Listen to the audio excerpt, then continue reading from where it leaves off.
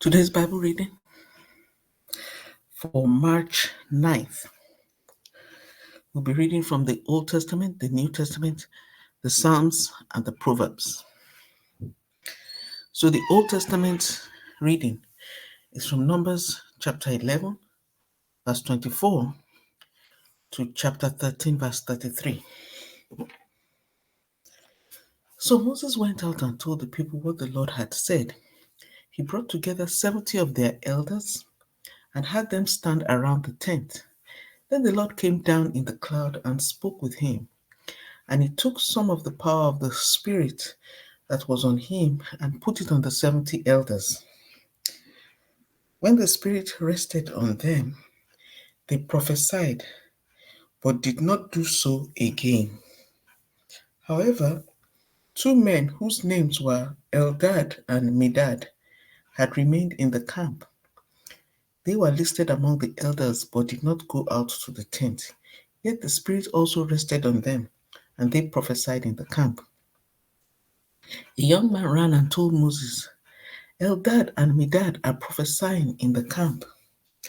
Joshua, son of Nun, who had been Moses' aide since youth, spoke up and said, Moses, my lord, stop them. But Moses replied, Are you jealous for my sake? I wish that all the Lord's people were prophets, and that the Lord would put his spirit on them.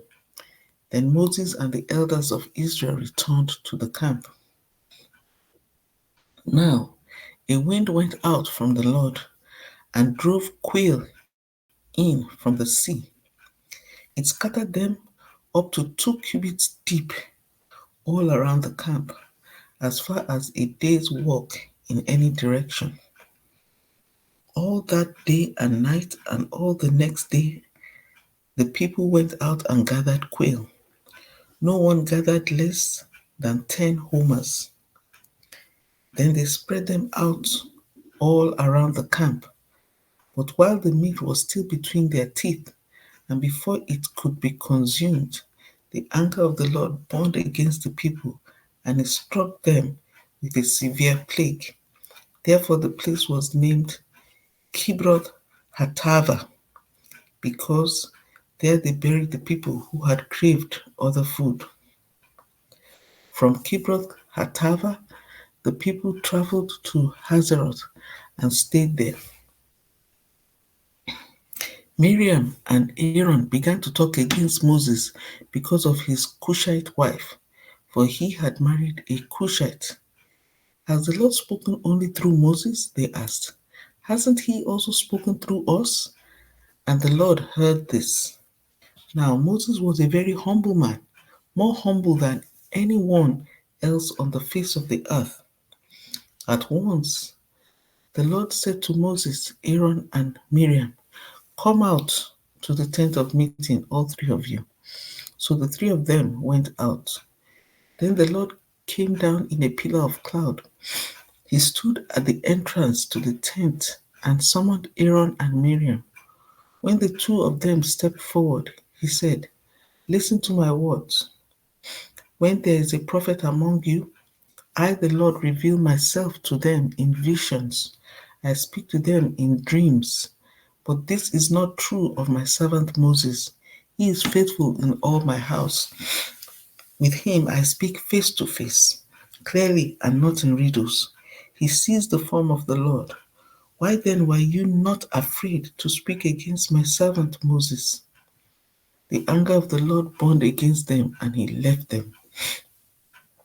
When the cloud lifted from above the tent, Miriam's skin was leprous. It became as white as snow. Aaron turned toward her and saw that she had a defiling skin disease. And he said to Moses, Please, my Lord, I ask you not to hold against us the sin we have so foolishly committed. Do not let her be like a stillborn infant coming from its mother's womb with its flesh half eaten away. So Moses cried out to the Lord, Please, God, heal her. The Lord replied to Moses, If her father had spit in her face, would she not have been in disgrace for 7 days? Confine her outside the camp for 7 days. After that, she can be brought back. So Miriam was confined outside the camp for 7 days, and the people did not move on till she was brought back. After that, the people left Hazeroth and encamped in the desert of Paran. The Lord said to Moses, "Send some men to explore the land of Canaan, which I am giving to the Israelites. From each ancestral tribe, send one of its leaders." So, at the Lord's command, Moses sent them out from the desert of Paran. All of them were leaders of the Israelites. These are their names. From the tribe of Reuben, Shammua son of Zaccur. From the tribe of Simeon, Shaphat son of Hori. From the tribe of Judah, Caleb son of Jephunneh. From the tribe of Issachar, Igal son of Joseph. From the tribe of Ephraim, Hoshea son of Nun. From the tribe of Benjamin, Palti son of Raphu. From the tribe of Zebulun, Gadiel son of Sodi. From the tribe of Manasseh, the tribe of Joseph, Gadi son of Susi.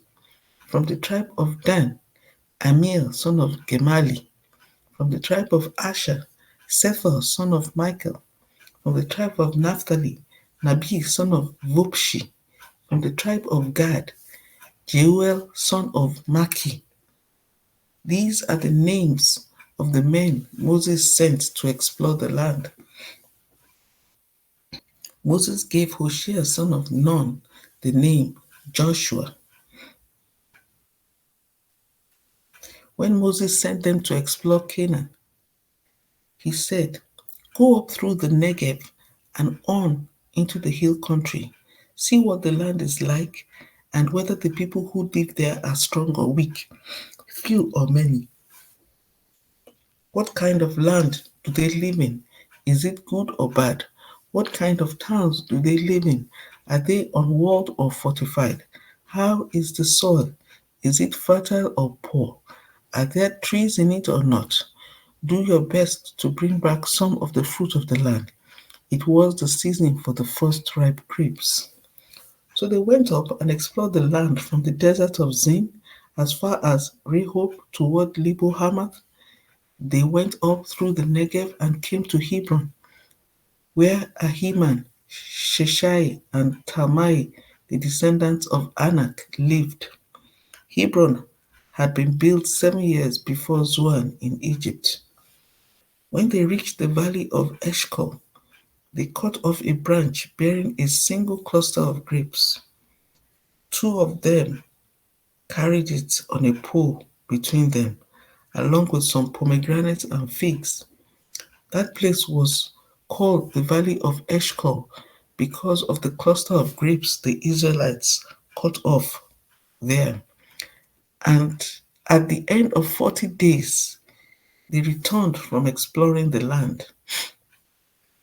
They came back to Moses and Aaron and the whole Israelite community at Kadesh in the desert of Paran. There they reported to them and to the whole assembly and showed them the fruit of the land.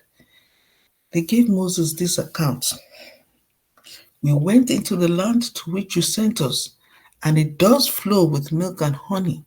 Here is its fruit. But the people who live there are powerful, and the cities are fortified and very large. We even saw descendants of Anak there. The Amalekites live in the Negev, the Hittites, Jebusites, and Amorites live in the hill country, and the Canaanites live near the sea and along the Jordan." Then Caleb silenced the people before Moses and said, "We should go up and take possession of the land, for we can certainly do it." But the men who had gone up with him said, "We can't attack those people. They are stronger than we are." And they spread among the Israelites a bad report about the land they had explored. They said, "The land we explored devours those living in it. All the people we saw there are of great size. We saw the Nephilim there, the descendants of Anak come from the Nephilim. We seemed like grasshoppers in our own eyes, and we looked the same to them. So that was the reading of the Old Testament.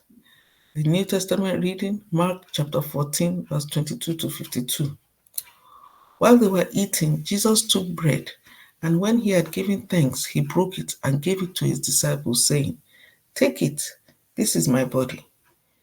Then he took a cup, and when he had given thanks, he gave it to them, and they all drank from it. "This is my blood of the covenant, which is poured out for many," he said to them. "Truly I tell you, I will not drink again from the fruit of the vine until that day when I drink it new in the kingdom of God." When they had sung a hymn, they went out to the Mount of Olives. "You will all fall away," Jesus told them, "for it is written, I will strike the shepherd, and the sheep will be scattered. But after I have risen, I will go ahead of you into Galilee." Peter declared, "Even if all fall away, I will not." "Truly I tell you," Jesus answered, "today, yes, tonight, before the rooster crows twice, you yourself will disown me 3 times." But Peter insisted emphatically, "Even if I have to die with you, I will never disown you." And all the others said the same. They went to a place called Gethsemane, and Jesus said to his disciples, "Sit here while I pray." He took Peter, James, and John along with him, and he began to be deeply distressed and troubled. "My soul is overwhelmed with sorrow to the point of death," he said to them. "Stay here and keep watch." Going a little farther, he fell to the ground and prayed that if possible, the hour might pass from him. "Abba, Father," he said, "everything is possible for you. Take this cup from me, yet not what I will, but what you will." Then he returned to his disciples and found them sleeping. "Simon," he said to Peter, "are you asleep? Couldn't you keep watch for 1 hour? Watch and pray, so that you will not fall into temptation. The spirit is willing, but the flesh is weak." Once more he went away and prayed the same thing. When he came back, he again found them sleeping, because their eyes were heavy. They did not know what to say to him. Returning the third time, he said to them, "Are you still sleeping and resting? Enough. The hour has come. Look, the Son of Man is delivered into the hands of sinners. Rise, let us go. Here comes my betrayer." Just as he was speaking, Judas, one of the 12, appeared. With him was a crowd armed with swords and clubs, sent from the chief priests, the teachers of the law, and the elders. Now the betrayer had arranged a signal with them. "The one I kiss is the man. Arrest him and lead him away under guard." Going at once to Jesus, Judas said, "Rabbi," and kissed him. The men seized Jesus and arrested him. Then one of those standing near drew his sword and struck the servant of the high priest, cutting off his ear. "Am I leading a rebellion," said Jesus, "that you have come out with swords and clubs to capture me? Every day I was with you, teaching in the temple courts, and you did not arrest me. But the scriptures must be fulfilled." Then everyone deserted him and fled. A young man, wearing nothing but a linen garment, was following Jesus.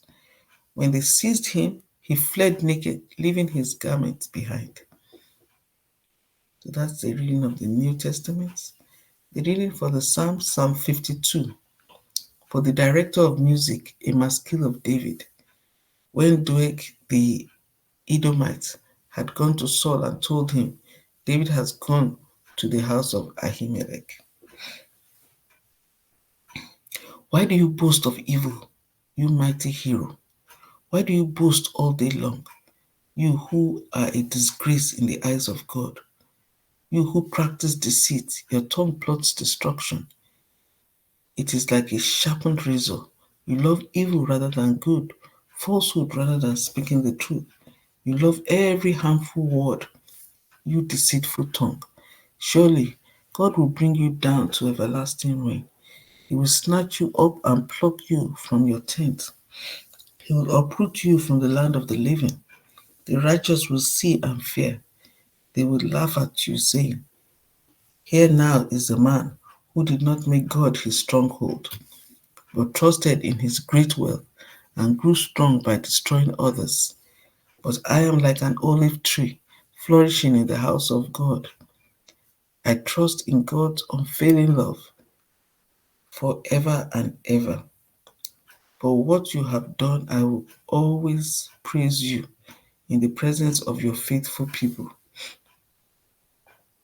And I will hope in your name, for your name is good.